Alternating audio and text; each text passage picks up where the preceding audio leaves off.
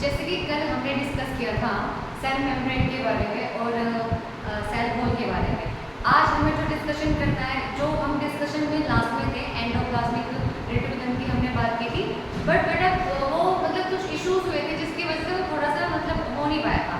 आज हम बेटा वही चीज़ कंप्लीट करेंगे। आज हम एक प्रॉपर वे में बात करते हैं एंडोप्लाज्मिक रेटिकुलम, मतलब जो है बेटा आज हमें बात करनी है। आज हम बात करेंगे बच्चों एंडोमेम्ब्रेन सिस्टम के बारे में। एंडोमेम्ब्रेन सिस्टम, तो बेटा हमें क्या समझना है? हमें ये समझना है व्हाट इज एंडोमेम्ब्रेन सिस्टम। देखो बेटा जो एंडोमेम्ब्रेन सिस्टम होता है, endomembrane system is not a single organelle, ठीक है। मींस आप ये कह सकते हो कि it is a group of cell organelles. What is बच्चों? तो एंडो मतलब ये मैं आपको पहले भी डिस्कस कर चुकी हूँ। एंडो का मतलब होता है इनसाइड और मेम्ब्रेन का मतलब आप बहुत अच्छे से जानते हो। और बेटा सिस्टम का मतलब होता है group of cell organelle here. मतलब हमने ये कहा है बेटा क्योंकि हमने बात करी है सेल की, तो सेल के अंदर आपको क्या मिलेंगे? सेल के अंदर आपको देखने को मिलेंगे सेल ऑर्गेनेली।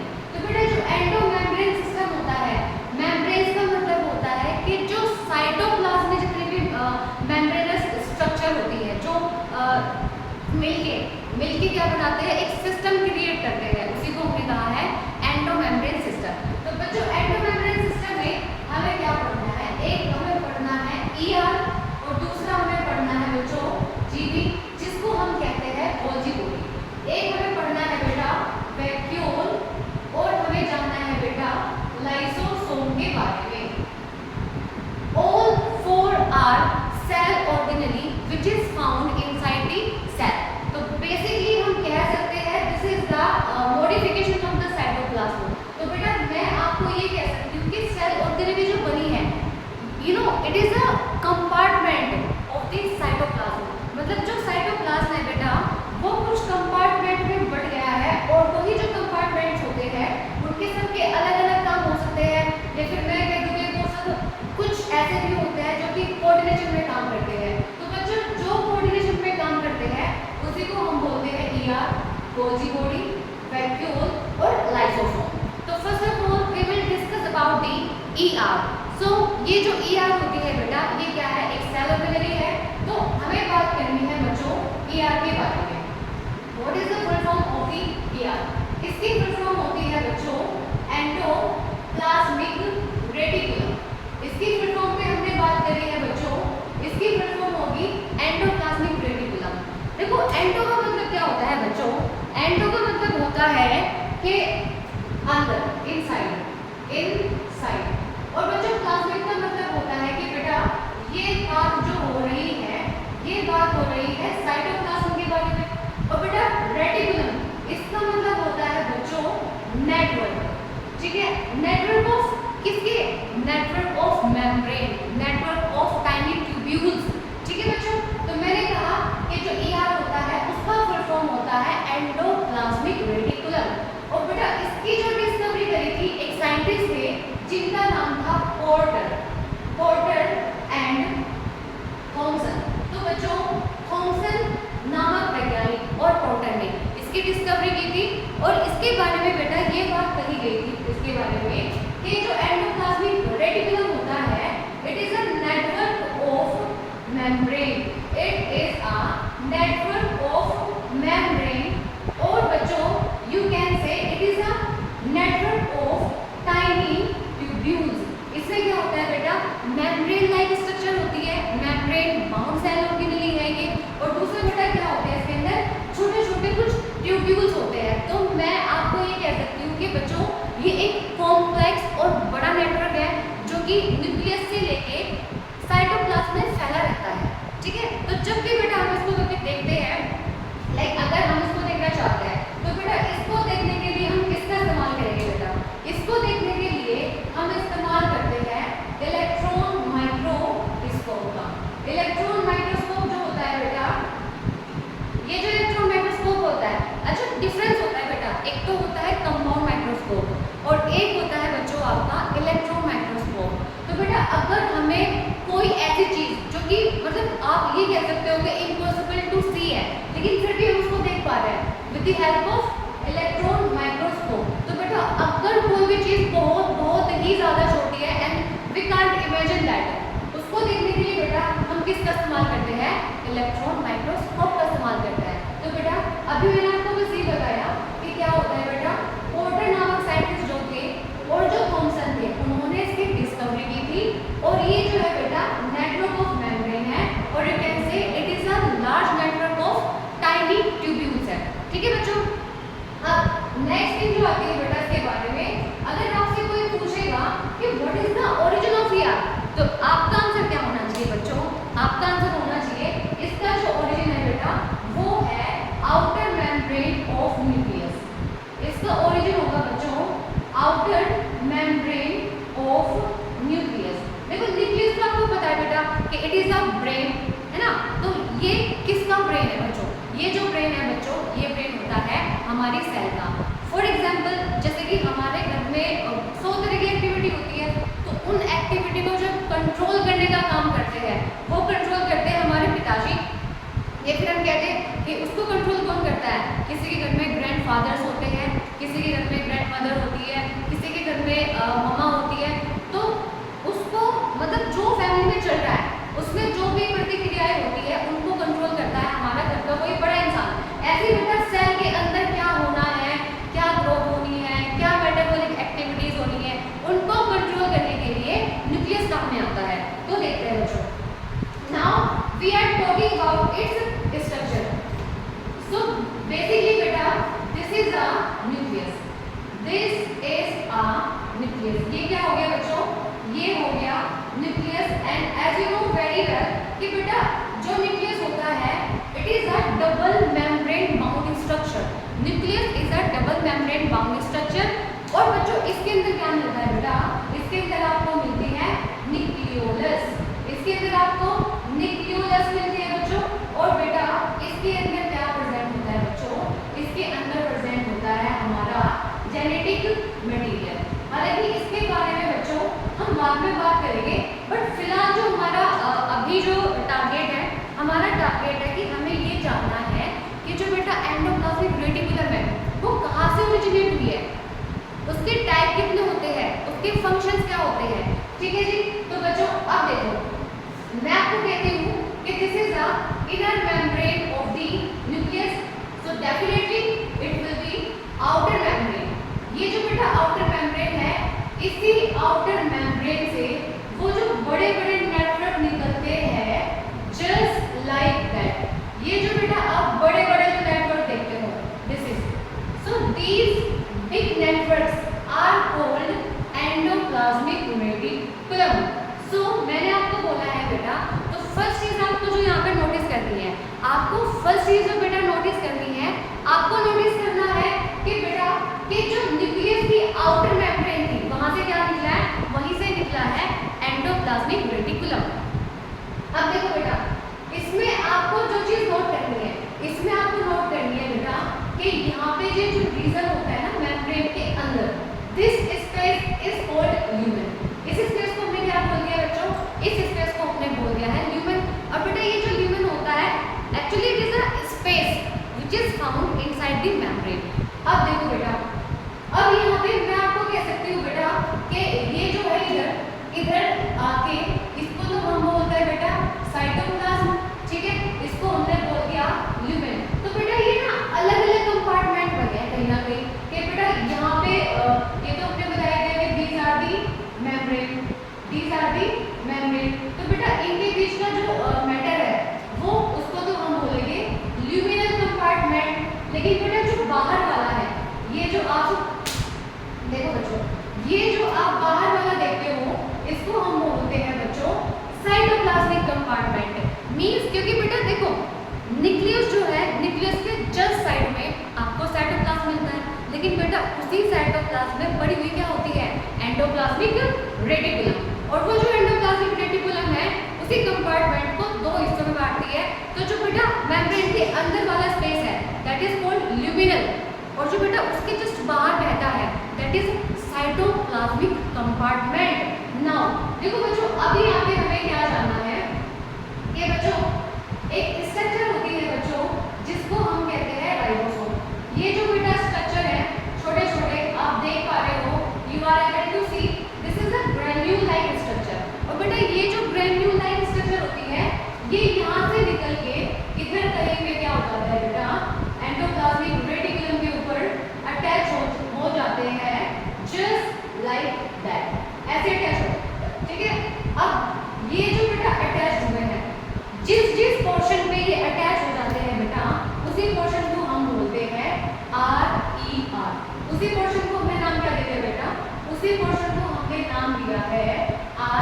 E R.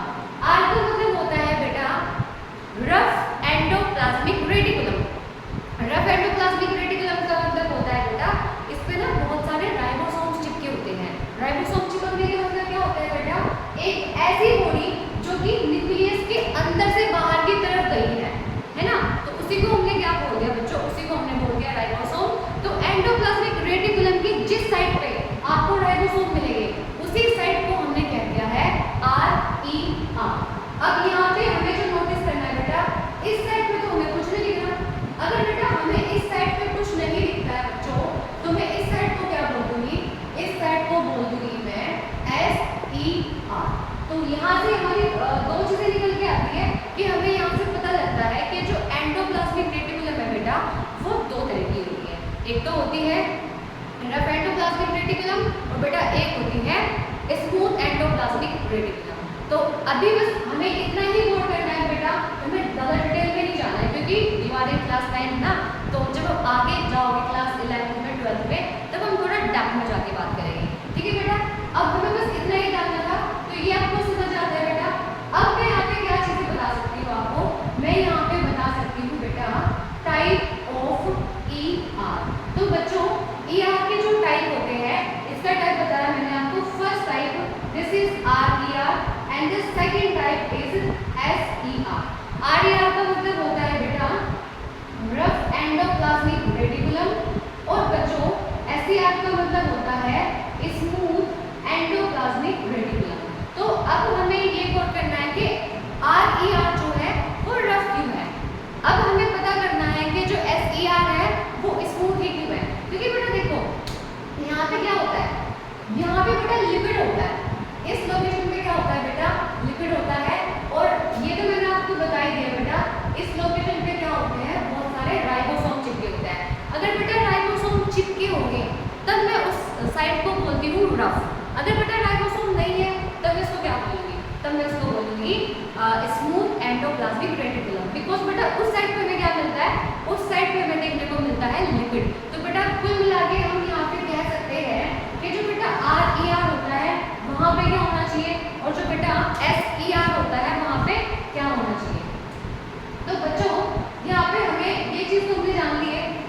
अब यहाँ पे हमें देखना है बेटा रफ एंडोप्लाज्मिक रेटिकुलम में क्या होता है बेटा, यहाँ पे राइबोसोम्स होते हैं और बेटा यही जो राइबोसोम होते हैं यही राइबोसोम बेटा क्या करते हैं, यही प्रोटीन का सिंथेसिस करते हैं। ठीक है, तो बेटा ये क्या करेंगे प्रोटीन का फॉर्मेशन करते हैं। और बेटा यहाँ पे क्या होता है, यहाँ पे होता है लिपिड। तो बेटा मैं आपको कह सकती हूँ कि यहाँ पे बच्चों लिपिड का फॉर्मेशन होगा। तो SCR is responsible for the lipid synthesis and RER is responsible for the protein formation। तो बेटा हमें यहाँ से दोनों चीज मिल गई। नेक्स्ट थिंग क्या है बेटा, अब जो है ना इसके हम थोड़े थोड़े जो इसके फंक्शंस वगैरह है उस पे बात करेंगे। और बेटा इसके जो फंक्शंस होते हैं मैं आपको इसके फंक्शंस यहाँ पे बता देती हूँ। इसके फंक्शन में क्या होगा बेटा, देखो now I am talking about its function. Now we will talk about its function. देखो बेटा फंक्शन में क्या होता है, इसका फर्स्ट फंक्शन हम क्या कहते हैं कि बेटा ये क्या करती है, it is a you know क्या कहते हैं उसको, हाँ मैं बताती हूँ, इसको बोलते हैं बेटा कहीं ना कहीं बल्कि मतलब मैं तो ये बोलती हूँ कि बेटा न्यूक्लियस से और जो साइटोप्लाज्म होता है, न्यूक्लियस से साइटोप्लाज्म में जो भी चीज़ों का एक्सचेंज होता है बेटा उसमें रेस्पॉन्सिबल कौन है, उसमें रेस्पॉन्सिबल है बेटा एंडोप्लाज्मिक रेटिकुलम। देखो कैसे होता है बेटा ऐसा, इसके अंदर न्यूक्लियस के अंदर बेटा जो भी मटेरियल बनेगा वो बाहर जाएगा और बाहर जाके बेटा वो ER पे चिपक जाएगा जैसे कि राइबोसोम। और बेटा जब भी हमारी बॉडी को नीड पड़ेगी प्रोटीन की, लिपिड की, तभी ER जो है बेटा क्या करेगी, उसका फॉर्मेशन करती है। तो बेटा इसका मैं पहला काम क्या लिख सकती हूँ, मैं इसका पहला काम लिख सकती हूँ बच्चों ट्रांसपोर्टेशन।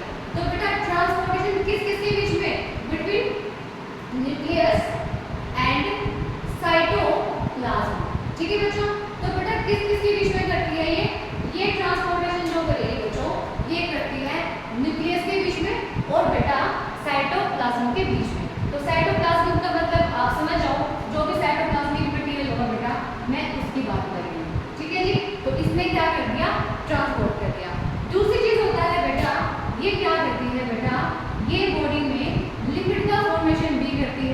लिपिड। अब बेटा लिपिड क्या होता है? लिपिड एक ना इनसोल्यूबल कंपाउंड है जो कि वाटर में सोल्यूबल नहीं हो पाता। और तीसरी चीज है बेटा, ये क्या करेगी? ये करती है बच्चों प्रोटीन का सिंथेसिस। ठीक है जी, प्रोटीन का सिंथेसिस कर दिया। और बेटा फोर्थ जो थिंग है यहाँ पे, फोर्थ थिंग हम कहते हैं कि बेटा ये तो हमें पता है कि ये मतलब ट्रांसफॉर्मेशन भी करती है, लिपिड का फॉर्मेशन भी करती है, प्रोटीन का भी फॉर्मेशन करती है। बेटा साथ ही साथ ये क्या करती है? डिटॉक्सिफिकेशन करती है। Detoxification of drugs, detoxification of drugs and toxic substances. ठीक है जी, तो देखो ऐसा होता है बच्चों, हम दवाइयाँ खाते हैं, है ना। दूसरा बेटा कुछ लोग ऐसे होते हैं जो कि अल्कोहल भी पीते हैं, अल्कोहल ड्रिंक करते हैं। तो मैं आपको बेटा ये बताना चाहती हूँ कि आप यहाँ से इस चीज़ को रिलेट करो कि जो इंसान अल्कोहल पीते हैं ना, उनका जो लीवर हो जाता है वो डैमेज हो जाता है, वो धीरे धीरे खत्म हो जाता है। तो बेटा वो जो लीवर है क्या करता है वो, कि जो भी हम दवाइयाँ ले रहे हैं, जो भी हम मतलब ड्रग ले रहे हैं डॉक्टर की सलाह से, तो उसमें क्या होता है बेटा, कुछ टॉक्सिक सब्सटेंस भी अलग से भी हो सकते हैं। तो बेटा जो उनका हार्मफुल जो इफेक्ट है उस चीज़ से हमें कौन बचाता है बच्चों? उस चीज़ को जो डिटॉक्सिफाई करती है वो करती है एंडोप्लाज्मिक रेटिकुलम। और बेटा ये आपको पता है कि इस चीज़ के लिए रेस्पॉन्सिबल कौन है? इस चीज़ के लिए रेस्पॉन्सिबल है बेटा हमारा लीवर। तो बेटा अगर इस चीज़ के लिए रेस्पॉन्सिबल हमारा लीवर है, तो आप यहाँ से अंदाजा लगा सकते हो कि मैम अगर डिटॉक्सिफिकेशन के लिए हमारा लीवर रेस्पॉन्सिबल है, तो बेटा लीवर के अंदर कुछ स्पेशल सेल्स होती हैं जिनको हम कहते हैं बच्चों हिपैटोसाइट्स। और बेटा यही हिपैटोसाइट क्या करती है? यही हिपैटोसाइट टॉक्सिक जो सब्सटेंस होती है उनको डिटॉक्सिफाई कर देती है, प्लस जो हार्मफुल इफेक्ट होते हैं उससे भी क्या करती है बच्चों? प्रोटेक्ट करती है। तो मैं इसको कह सकती हूँ कि बेटा ये हमारे कुछ फंक्शंस हुए। और बेटा फिफ्थ थिंग क्या हो सकती है बेटा? पांचवी थिंग ये होती है बेटा, ये हमारी बॉडी में कैल्शियम स्टोरेज भी करती है। कैल्शियम स्टोरेज का मतलब जो SCR है बेटा, ये जो हमारी मसल सेल्स होती है, हमारी जो बच्चों मसल सेल होती है उसमें क्या करती है? कैल्शियम का स्टोरेज करती है। तो आप ये कह सकते हो बेटा कि बॉडी में जहाँ जहाँ प्रोटीन लिपिड की जो ज़्यादा नीड पड़ती है, या फिर मैं कहूँ कि ज़्यादा कैल्शियम की नीड पड़ती है, तो बेटा उस पार्ट में उतनी ही ज़्यादा आपको देखने को एंडोप्लाज्मिक रेटिकुलम मिलती है। तो बेटा so these all are the functions of the endoplasmic reticulum. तो अभी बेटा हमने इस पर डिस्कस किया है। अभी जिसको मतलब आगे चलेंगे तो बेटा हम गोल्जी बॉडी के बारे में बात करेंगे। गोल्जी बॉडी जो है बेटा ये भी एक सेल ऑर्गेनेल है।